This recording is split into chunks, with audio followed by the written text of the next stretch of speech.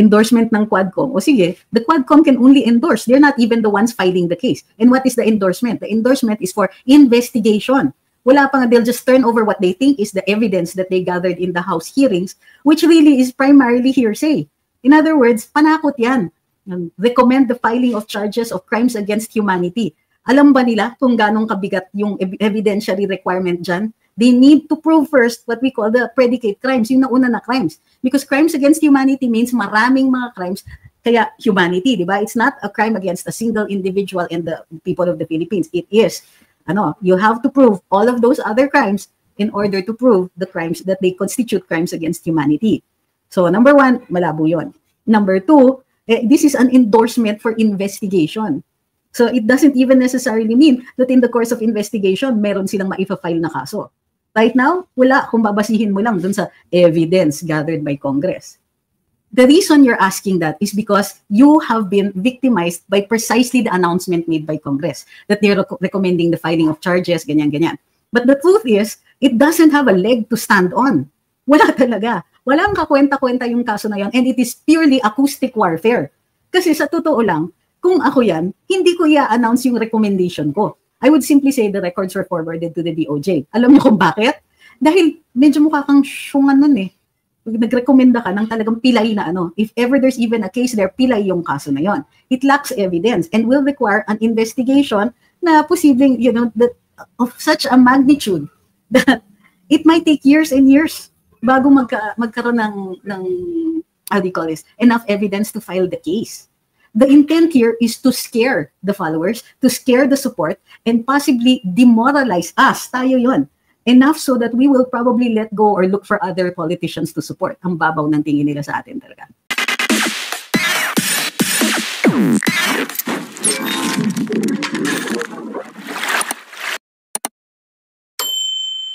So our topic for today is called Judging Congress. Bakit? Well, syempre, rumaragsa pa rin ang kumbaga, tigil putukan lang for the holiday season, pero alam po natin na pinagpaplanuhan si VP Inday Sara sa kanyang impeachment complaint. Rumaragsa pa rin po within the confines of the administration kung tuloy ba o hindi. Of course, may mga proponents, primarily doon sa panig ng Kongreso, na dapat ituloy daw ang impeachment because according to them, may basis naman. This is the point where you roll your eyes. Okay. Ang sinasabi naman ng iba, well, of course, it is politically motivated, what isn't nowadays when it comes to government. And it's really with an eye towards the 2028 presidential elections. Whatever the motivation, yan pa rin po ang pinag-uusapan at pinagdidibatihan within the administration. Very publicly, dineclare ng ating Pangulo na hindi siya sang-ayon sa impeachment. We will discuss his motivations on that one later on. But syempre, mayroon din, according to our sources in Malacanang, that insistent po si House Speaker Martin Romualdez na ituloy ang impeachment na ito. In the meantime, in-announce ni VP Inday Sara that her father will be part of the defense panel for in case the impeachment should push through. Okay? So, which makes this all the more interesting. Now, what can we expect during impeachment? We don't expect na magtatagal yan sa Kongreso, which is why essential ngayon ang pag-iikot at pag-host ng mga parties for the congressmen. Agawan ngayon kung ilan po ang magpipirma ng impeachment complaint. If maka 1/3 ka agad dun sa pipirma dun sa impeachment complaint, then this skips plenary debates in Congress and will go straight to the Senate. Now, what happens in the Senate? The Senate will convene as a jury, judge and jury. The Senate President will sit as the judge and the senators as jury, and they will be allowed to ask questions while the trial is conducted. How will the trial be conducted? The Senate President, Chis Escudero, is a lawyer, and therefore, prior to the start of the impeachment proceedings, the Senate will meet to set the rules and the rules and the manner in which the trial is going to be conducted. Meaning, i-choreograph na nila o paano ba ito gagawin. Okay. So, for those rules na hindi mako-cover ng gagawin nilang rules sa Senado, ito po, the rules of court will be applied suppletorily. Yan po ay prediction because that's exactly what they did during the Corona impeachment trial. Now, lessons that we learned from Corona. Number one, that some of the jury can be paid. Okay? Number two, this is not strictly trial in the sense that evidence is the only thing that matters or the rules or even what the law says. In the Corona impeachment, even in the absence of persuasive evidence, evidence sufficient to persuade the ordinary citizen, they needed to conduct massive media operations. massive media operations to convince the people that Corona was corrupt. But the passage of time and the years, and eventually the alternative and true story came out. Justice Corona was a victim of the Pinoy administration, who wanted to see their own candidate as Chief Justice. Justice Corona was going to be there for quite some time, all the way possibly to the end of Pinoy Storm, or very close to it, so that they would have very little chance to move the way that they wanted to move. Particularly the interested yung administration with the decisions on certain Supreme Court cases. One on former President GMA, the other on Hacienda Luisita.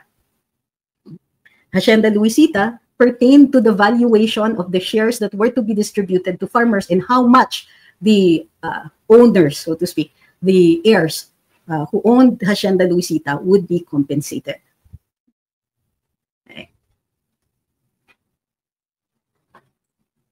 Sabi ni Jen, hi guys, thank you very much. Para dun sa mga nanonood sa atin sa TikTok, take note of the gift goals for the day. Yesterday was fun after the discussions. Okay. So, sabi ni Mary May at yan, sa yung mga taga-kaliwa attorney, parang takot na takot sila maging part ng legal team ni VP si PRD. Yes, in fact, that is worth discussing. Bakit nga ba sila natatakot na nandyan si PRD? Okay. Bakit? May mga abogado din naman sila. Mayroon din, I mean, hindi naman pushovers yung mga abogado nila, such as, Attorney Nery Colmenares, who is my classmate in UP Law. Right? The Senate President was our professor, Chis Escudero. So, I would not be surprised, talaga. Well, I think their concern primarily is this, is that the style of the former president, whether acting as counsel or speaking on his own behalf, is to cut through the BS. Right? He will lay it out like it is. So it will be impossible to hide behind flowery phrases or even behind the legal jargon. So it is unfortunate for the other side who might probably be used to a different style. So expect chaos. Para sa akin, with former President Duterte there, his style has always been chaotic with method to his madness, the method of which will not be evident until much later.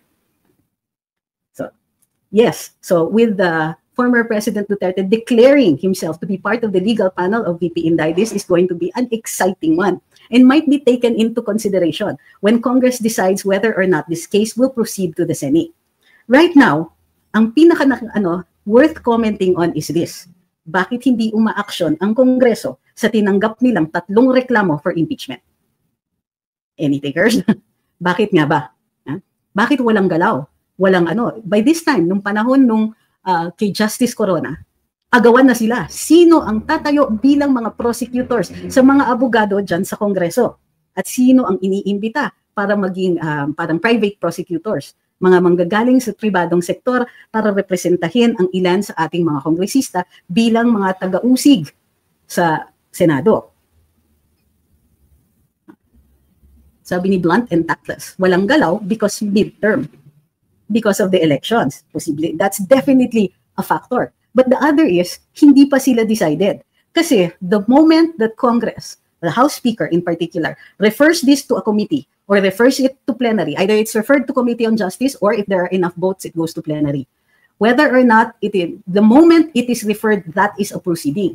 Pag nag-fail yung complaints in the House itself, they don't get the sufficient votes, VP Inday Sara is immune from any impeachment attempt for 1 year. So, yan yung masaya dito. When do you count the 1 year? From the time that Congress refuses to forward the complaint. Posible rin that it could be interpreted as from the time that the complaint is received. We'll burn that bridge when we get to that. Okay. Walang galaw because hindi pa sure yung number of votes na makukuha sa plenaryo endorsing the impeachment complaint. And of course, walang galaw yan because, as Blunt and Tactless mentioned, midterm. So, sabi ni Ma'am Annie, hi Ma'am Annie, takot sila siguro attorney, baka mabokya sila. Well, yes, kung ako sila, why bother to proceed with impeachment kung matatalo ka rin? Mas mapapahiya sila. Pahiya na nga sila in the instances na nag-appear si VP Inday at nag-appear si dating Pangulong Duterte. But remember, with impeachment, maglalabasan din ang mga abogado on the side of the Dutertes. And I'm telling you, they're not pushovers either. Sabi ni Levi Itom, alam na nila tagilid talaga. Correct. Now, para dun sa nag-iisip, paano kung dayain? Like, paano magkabayaran and so on. In the end, all will come out in the wash. Katulad nga nung nangyari with Justice Corona. Only in this instance, it's going to happen a lot faster.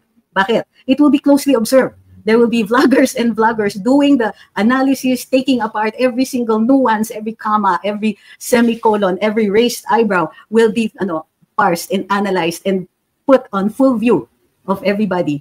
This is not going to be one of those crimes that will be conducted in secret. Sabi ni Immensity of Small, I thought wala pang galaw dahil wala pa yung assurance ng 1 trillion na pambayad sa impeachment na siningit sa budget. Well, ako kasi, I presume muna good faith until there's evidence otherwise, but I will acknowledge that there is talk about that. And the talk comes from people who appear to be in the know. So, yes, if true, then that certainly is the major factor dito. Sabi ni Ma'am Tina Salustiano, Swartebrook. Tell me if I made a mistake with that. Swartebrook. X. Mahina po ang kaso, nakakahiya para sa mga mag-push. Halata naman po ang mga ebidensya ay feeling invento talaga. Totoo yan. Which again, we will go back to the yung mga sumbong-sumbong ni na Congressman Abante at saka ni Congressman Barbers. Gumagawa sila, nag-iimbento sila na the vloggers are maligning them, casting aspersions, yada yada. All of that. You know why? They want to sideline some of the vloggers precisely because pagdating ng impeachment yan, things are just going to get worse for them. And then, of course, that leads up to elections. Sabi ni way I see it, stalled sila sa pirmahan, hirap mag-decide between BBM, impeachment, and not needed, and Speaker Martin pushing hard on it. Dahil sa coming elections, we'll decide with political futures if that's at stake. Sabi ni Storm, will rules of evidence, the same with impeachment case po. The Senate will decide po kung ano ang magiging rules and then the rules of court will be applied suppletorily. Yan yung normal na proceeding po. So, kung kunwari, sabihin nila, presentation of evidence first, na ganito, ganyan. So, they can decide if there's going to be a pre-trial, if there will be exchanges of briefs, and so on. Like I said, si Chis Escudero was a litigation lawyer, practicing lawyer prior to his entering into politics, and as a matter of fact, was my professor in the College of Law and a supervising attorney in the Office of Legal Aid of UP. So he was one of my supervising lawyers in some cases in UP Law. So I expect that Senator Chis will want to impose rules that will hasten the proceedings, that will make the proceedings shorter and more efficient. Sabi ni Ma'am Leticia, Ma'am, ang di ko mag-gets, wala silang respeto sa presidente mismo. Nagsabi ng stop with this impeachment, tuloy sila. Unfortunately kasi ma'am, ang cover nila dyan is the separation of powers. The president can only persuade them, but Congress will have to ultimately decide because this is an exercise of their exclusive power. Wala po talagang say ang presidente dyan, except as the head of his political party. Now when it comes to BBM, medyo amorphous yan. Unlike other presidents, let's say President Duterte, but even President GMA, even President Fidel Ramos, President Erap, they were the heads of their political parties. Si PBBM, because there was a UNI-team, which was a coalition of several parties, including parties exclusively aligned with VP Inday, he was not the figurehead of any political party except the one that he ran under the PFP, Partido Federal ng Pilipinas. Now, however, I understand it is Congressman Sandro Marcos who is the head or chair of that particular party. BBM, therefore, does not appear to actually lead any political party, which is highly unusual for a sitting president. It is his cousin, Congressman Martin Romualdez, who heads the Lakas party, a really rather strong one, and his wife heads a party list. So, look at this unusual situation. Because wala siyang partido, wala siyang command vote sa Kongreso. And this is where BBM falls weak when it comes to his cousin. Sure, he is the head of the executive, but politically, he has no command. Okay? Wala siyang pwedeng sabihan na congressman, rally behind me, let us all vote ganito. Wala siyang ganyan. There is no party line, so to speak of. Ang talagang nagmamando dyan sa Kongreso, his cousin. And so, it's not really walang respeto sa presidente, pero hindi nila siya kapartido. He has not shown any interest in any single particular party. He always lets somebody else head it. And unlike previous presidents, wala siyang command na tao. He has friends, at yun yung mga inuutos-utusan niya, pero dun sa loob mismo ng Senado at Kongreso, he has no command. Okay, what he can do is find, sino ba mga kaibigan ko dito?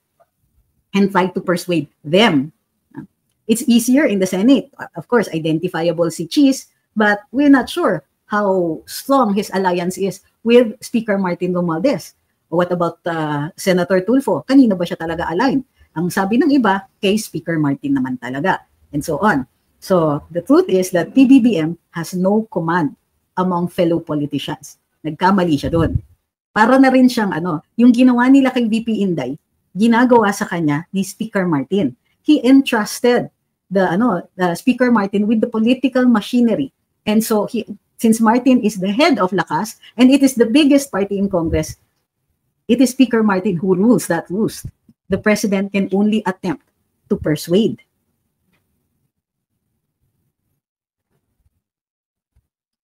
Sabi ni Ma'am Grace, during Corona impeachment, di pa uso mga vloggers at pati mga mamamayan, di masyadong aware sa politics katulad ko. Pero ngayon, after Tatay Digong naging Pangulo, parang nagising bigla ang diwa ng mamamayan. I think may mga vloggers na po noon. Pero mas malakas pa talaga nga ang mainstream at the time. Uso na marami nang nag-vlog at the time. Pero hindi pa sila forced to reckon with. Now, tinatatapatan na talaga ang mainstream when it comes to persuasiveness.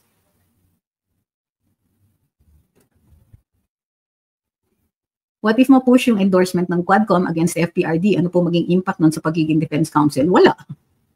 Why? It doesn't disqualify him from anything. It doesn't disqualify him from being a lawyer. So, endorsement ng Quadcom. O sige, the Quadcom can only endorse. They're not even the ones filing the case. And what is the endorsement? The endorsement is for investigation. Wala pa nga, they'll just turn over what they think is the evidence that they gathered in the House hearings, which really is primarily hearsay. In other words, panakot yan. Recommend the filing of charges of crimes against humanity. Alam ba nila kung ganong kabigat yung evidentiary requirement dyan? They need to prove first what we call the predicate crimes, yung nauna na crimes. Because crimes against humanity means maraming mga crimes, kaya humanity, di ba? It's not a crime against a single individual and the people of the Philippines. It is, you have to prove all of those other crimes in order to prove the crimes that they constitute crimes against humanity. So, number one, malabo yun. Number two, this is an endorsement for investigation. So it doesn't even necessarily mean that in the course of investigation, meron silang maifa-file na kaso. Right now, wala kung babasihin mo lang dun sa evidence gathered by Congress. Sabi ni Arcel, bago natin ituloy, the reason you're asking that is because you have been victimized by precisely the announcement made by Congress that they're recommending the filing of charges, ganyan-ganyan. But the truth is, it doesn't have a leg to stand on. Wala talaga. Walang kakwenta-kwenta yung kaso na yun, and it is purely acoustic warfare. Kasi sa totoo lang, kung ako yan, hindi ko i-announce yung recommendation ko. I would simply say the records were forwarded to the DOJ. Alam niyo kung bakit? Dahil medyo mukha kang syungan nun eh. Nagrekomenda ka ng talagang pilay na if ever there's even a case there, pilay yung kaso na yon. It lacks evidence and will require an investigation na posibleng, of such a magnitude that it might take years and years bago magkaroon ng how do you call this, enough evidence to file the case. The intent here is to scare the followers, to scare the support, and possibly demoralize us. Tayo yon. Enough so that we will probably let go or look for other politicians to support. Ang babaw ng tingin nila sa atin talaga. Akala nila hindi natin iisipin yan. Sabi ni Arcel, just an idea, how about conduct a public debate on current issues, pro-Duterte versus pro-admin or even Quadcom reps? We're pretty confident na easy lang paso yun, especially we have you. But the debate is already ongoing. Look, when you say public discourse, it doesn't have to be a formal debate. The fact that we publish our opinions and these opinions clash with the opinions of the other side, that is already considered public debate. You see, what the Constitution considers as the protection of free speech is to encourage discourse. And discourse does not necessarily mean a formal debate. So, para sa akin, tignan nyo yung nangyari sa mga presidential debates. You put in one factor, the chaos factor in there, the Duterte factor, who just what he did wasn't even the conduct of a serious debate, but one where he was armed with nothing but his wits and facts. And what he did was he turned that into his private variety show, the Duterte variety show, come one, come all. It doesn't, for me, in universities, this kind of discourse will work because you can enforce the rules. Pero with adults who have no fear of violating them left and right or introducing chaos into the discussion, I think that the discourse is already happening. But feel free to organize one. I will definitely watch. Amor Lecasa says, this is totally unrelated, but the new info is alarming. Employees of the Bureau of Corrections claim that their contributions to GSIS have been stopped since 2022. Moved daw ang loaning services nila from GSIS to City Savings Bank, a private bank, and unclear na yung insurance services nila. They are afraid of the future after retirement. Can Bucor do this unilaterally? No, they cannot. Something is off here. City Savings is not even a government bank. Hindi ata yung insurance company. Sometimes during the... Kaya hindi ako fan. GMA presidency, when Winston Garcia was the head of GSIS, he also moved the banking services of GSIS from Land Bank to Union Bank, which caused a big problem kasi hindi sufficient yung services ng banko na yan at the time. And then later on, they compelled the retirees to come to Manila to get their retirement pensions and so on, and even to get their IDs. It caused such imposition and hardship on the part of retirees. Yung ubag, gagaling pang napakalayo, na uutangin yung pera na, para makapunta dito, mag-aantay, magbabayad ng hotel, and then pag-uwi, break-even lang. So, unfortunately, the GSIS contributions are contained in the law. So, you're going to have to, the Bureau of Corrections says, the employees have to file the case ASAP.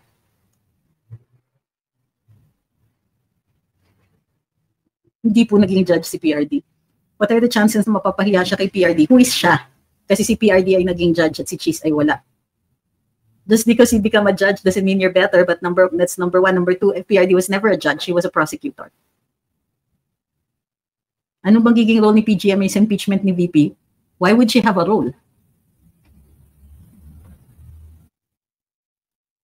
Sabi ni Joms, ano kaya ma-comment ng Quadcom dun sa foreign? Kung tinatanong mo sa akin kung anong i-comment nila, wala tayong bolang kristal.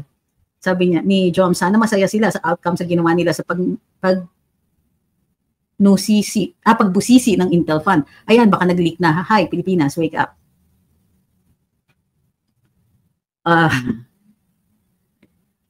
Yung ka-work ko nga po, 3 years nag-antay ng accidental benefits tapos 800 plus lang nakuha sa GSIS. Ayan na naman po tayo. Back to the bad old days. Sabi ni Governor Lito Maliari, nakikita ko yung mga bagong pera na nilalabas ng central bank, puro hayop na po. Wala nang mga bayani sa pera, bakit kaya hindi pa isama yung buwaya sa pera? Total, marami naman ngayon ang buwaya sa Congress. Gov Lito, hindi po ako naniniwala na pwedeng bayani lang ang nasa pera natin. Pagkakataon nito to put in other things there, like yung mga World Heritage Sites natin. Bakit hindi? Pangalawa, may kontrobersiya nga dun sa Aquino couple na na ilalagay sa ating pera. Ganito po kasi 'yon. Bilang standard practice sa mga manunulat ng kasaysayan, nag-iintay po ng 50 years bago mo i-deklara o i-encourage ang na i-consider na bayani ang isang historical figure.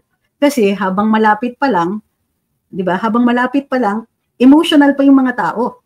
And you don't get the distance of time. So para sa akin, why is it such a big deal? Ang nag-aalala dyan, sir, ay yung mga heirs ng mga tinaguri ang mga bayani. Yung iba wala namang kontrobersya. Pero yung iba, baka self-serving. Kasi yung pamilya nila nasa politika pa. And therefore, yung mga statements and pronouncements nila are not exactly objective. You need the distance of time. So in order for you to make a good discourse, yung public, informed ang publiko about the good and bad of this person, para nang sa gayon, kung i-consider natin silang bayani, deserved siya.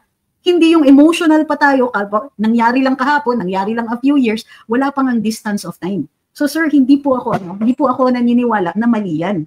Naniniwala ako na maraming pwedeng ibang pagkakataon din ito na ilagay natin, iba na makabuluhan naman sa pagiging bayan natin.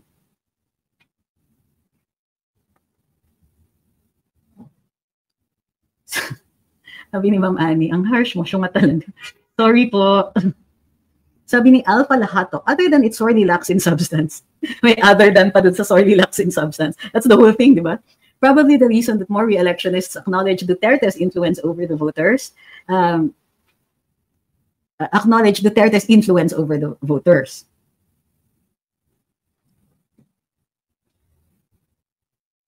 Sabi ni Andre Nino, crime against humanity is genocide. Marami pong iba na crimes against humanity, hindi lang po yung genocide. So that they have to, halimbawa, yung mass na pag SA na dun sa Bosnia and Herzegovina are considered crimes against humanity. Yung ano rin pala yung denial of yung ano ba yan? Yung denial ng pagkakataon na na mabuhay, yan po ay also crimes against humanity.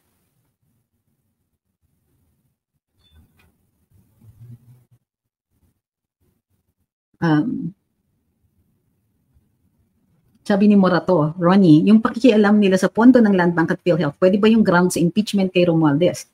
Romualdez is not an impeachable officer, sir. Congressmen and senators, hindi po sila subject to impeachment. Natatanggal lang po sila by the Committee on Ethics of their respective chambers.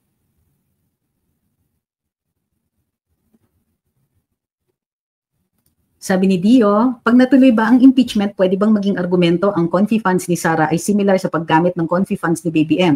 Tapos ito yung magkaroon din ng comparison. No, sir. That's not an argument eh. Kasi hindi naman on trial yung presidente. Of course, they can make that argument. Pero if what you mean is isusubina yung mga records ng Office of the President that might not be sufficient, at least for the senators. Well, tingnan natin kasi ang Kongreso walang hiya-hiya about that eh. Talagang papasubina lang nila.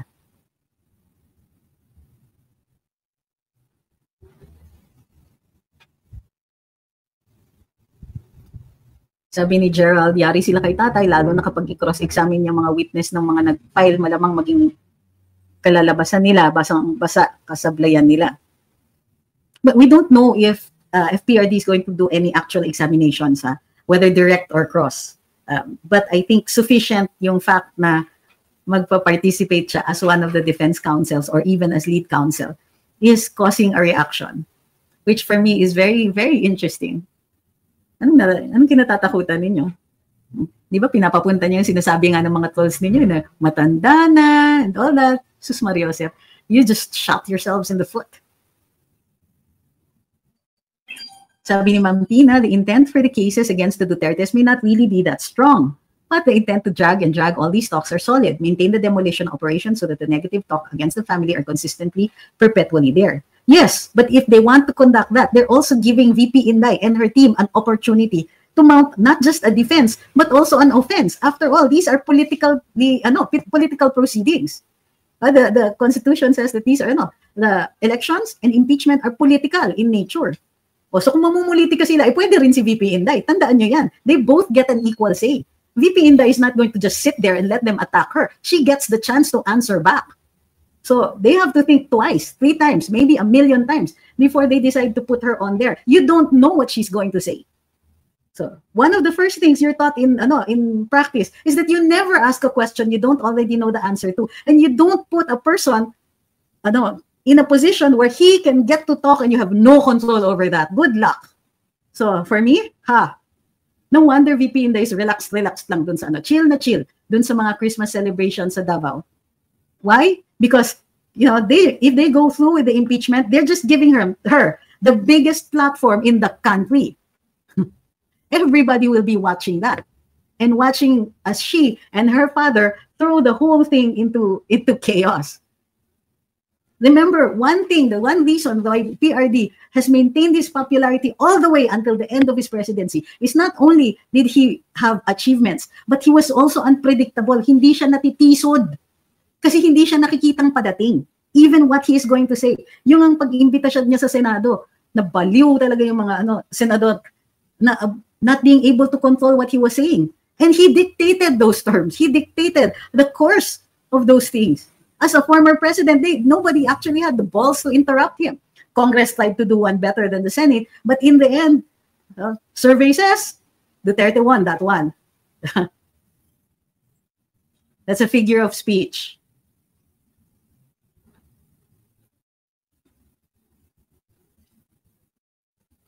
Public debate na itong nagsasagutan ng kanya-kanyang argumento ang mga vloggers, pro versus anti. Kung sino may matibay, makatotohanan, honestly delivered pieces take the masses' trust and confidence and follow away.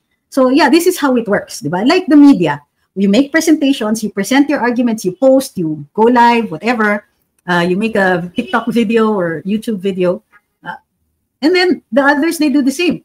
You sell your idea. It's called the free marketplace of ideas. That's how discourse is conducted. Hindi yung mga ano, kaya nga, yung argumento ng mga trolls noon na, ba't di ka na lang magpresidente? Bakit? All I want to do here is be heard. Ngayon, kung natatakot kayo dun sa sinasabi ko, and you want me to take me out of this particular forum, nakahalata kayo. Which actually means you have no argument. Wala kang mabenta na idea na tatapat dun sa mga idea na aming pinipresenta.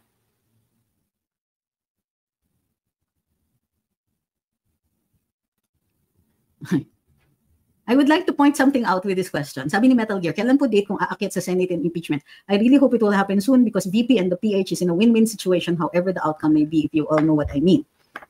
Yung mga tanong like, anong date? Anong gagawin pagkatapos ng ganito? Pag nag-people power ba? Anong iiral and all? There are no answers to those questions. Even yung anong date, because it will depend on how things happen and unfold every day. Wala tayong, this is not like the INC rally na mayroong date. Okay? We don't know. Kasi right now, nung unang final yung impeachment complaints, akala nung mga nag-file ng reklamo, urada na nila mauumpisahan nito. Imagine their consternation.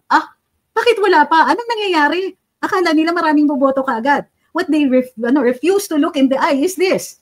Is that it's political also. Even whether or not to take it up is political. It doesn't matter how little or how big or how scandalous you think your complaint is. Congress doesn't even have to take it up. So, yun.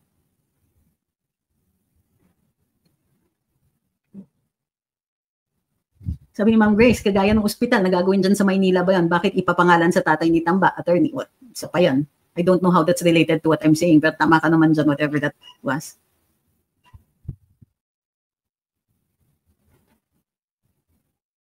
Sabi ni Paul Bryan, saka bakit tayo maglalagay ng founder ng CPP-NDF sa pera?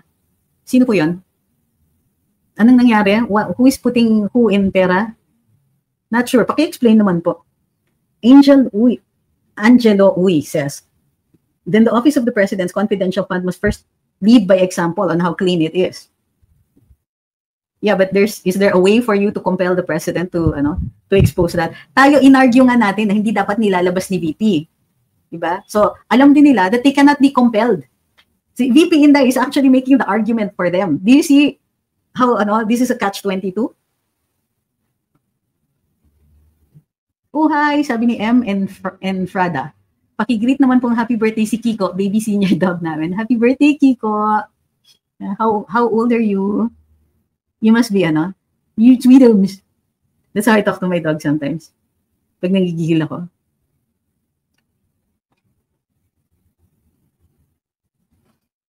Alam nyo, marami sa inyo humihingi ng updates. Pero, paano ako magbibigay ng updates kung di naman gumagalaw? Ano po update kay Castro sa Ethics Committee? Wala pong nag-file sa Ethics Committee kay Castro. So, naghihintay. Kung naghihintay kayo matanggal siya, matagal-tagal pa po kayo maghihintay. Wala pong kasong naka-file. Sabi ni Joseph Magpuyo, walang magic na ginagawa si FPRD.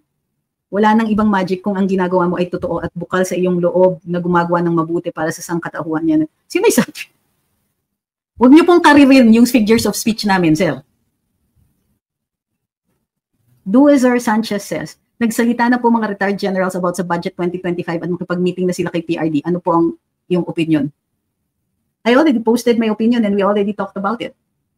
Para sa akin, number one, okay lang, tama naman yung hinihingi nila. Pero para sa akin, mali yung remedy na hinahabol nila. Sabi nila, return to BICAM. Anong magic ang magpapa-return to BICAM? Bill na siya. Pasado na, enroll bill na. There's no magic in the world that can turn that back. You have to create a legal fiction na kunwari hindi umabot sa presidente yan at pwede pa kayong bumalik sa BICAM. It cannot. Nandun na sa presidente, in-acknowledge na ng receipt ng presidente and he will sign something on the 30th. If you were going to write something, sana, yung dapat nung naglabas sila, bago pa yun umabot sa presidente. Bago pa ni-report out. So, but otherwise, I agree with everything that they said. What they have to do is for the president to simply say that i-void niya yung buong budget. I-veto niya. O kakailanganin ngayon ng 2/3 vote of both chambers voting separately. O anong mangyayari doon? Magtatagal. So, reenact ang 2024 budget, which means all budget releases, madidelay na naman yan lahat. And hindi natin alam how they're going to treat the 800 billion na ayuda na nakatakda dun sa sa former budget. I doubt if i-impose nila yon. But they will consider the release of the 200 billion that's in the 2025 budget. So, mali yung remedy. Tama yung hinihingi nila. Tama yun na may issue talaga yung budget for 2025. They are correct in their assessment. Pero kung ako, it's not likely that it's going to go back to BICAM.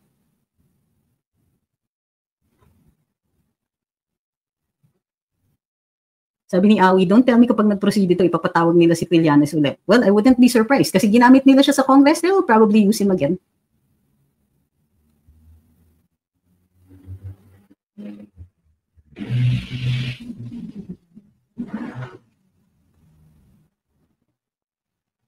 Sabi ni Henry, maraming salamat sa iyong programa. Learn so much about what is happening sa ating bansa. Keep safe and healthy always. Salamat din po. Sabi ni Ma'am Leticia, kahit ako, nasa abroad, di pa voter, hinintay ko lagi mga tuwad kung paano gamitin ang contempt na ginagawa, sila nga dapat nasa kulungan. Ma'am, alam nyo, I so agree with you. Diba? Happy holidays kay Lynn, AMG. Sabi ni Maria Isabel, di dapat payagan yung mga mangga activists kasi, yung mga mangga activists kasi panggulo lang sila. Gusto nila yung ang tama. Yung gusto nila yun ang tama. Ay, sus Maria. Diba? Tama naman kayo dyan. Sabi ni Lady Adinari, very exciting ang impeachment kung kasali si PRD, Salpanelo, Matcoleta at iba pa. Blockbuster po yun. Totoo yan. And what if they treat it also with the kind of contempt that we really should deserve for it? Paano kung look, balahura naman sila eh. Yung using the law, the rules, and abusing parliamentary immunity and the power to cite in contempt during the conduct of inquiry in aid of legislation. Eh kung si PRD ang gumamit nun sa defense, ay nako, I'm telling you, these people don't even know half of what they're in for.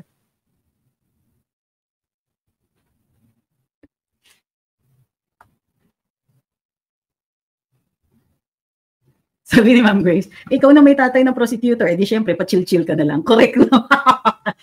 Lalo na yung ganong klaseng prosecutor, kakaloka, di ba? Nakinaya mo pati kongreso. Tapos yung meron pang na ano ba tawag doon?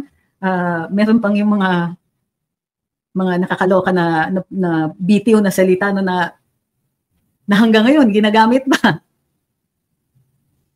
Sabi ni Ma'am Liza, ironically, sabi niya, I'm tired and sick of what the government is doing now. Hashtag BBM resign now. I love how strong you are about it. Ruhi says, Happy holidays. Niños Inocentes na nga pala ngayon. Thank you for the reminder kay Bernie Castelo.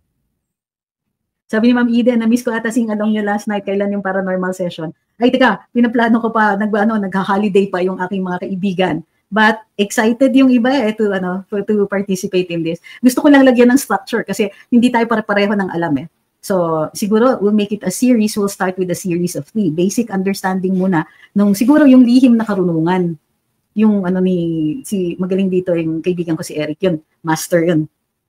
In so many traditions at inaaral niya pati yung mga current na practices dyan sa Visayas, which for me is super interesting because there's very little literature on it.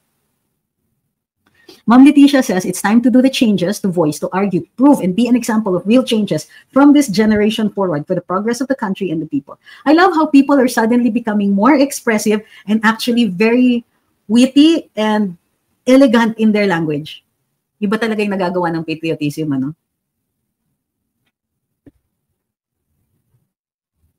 Sabi ni Mims Paduano, King of Contempt. Sabi ni Ma'am Eden, yes, paranormal and history. Sabi ni Rice Pinas, mga tuwadcom na yan, dapat imbestigahan nila sarili nila, sila dapat nasa kulungan. But knowing them, tatayain lang yan.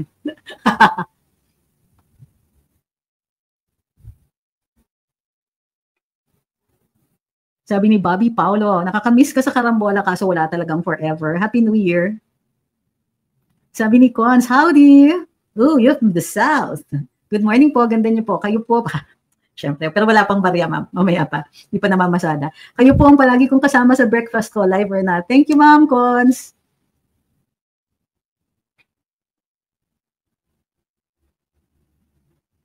The most worrying is the PhilHealth issue, sabi ni Leonardo Olmedo. The PhilHealth issue today, hindi ko kaya paniwalaan ang mga sinasabi ng PPF. Nabigla ako dun sa last part. No, totoo yan. Nalulungkot ako.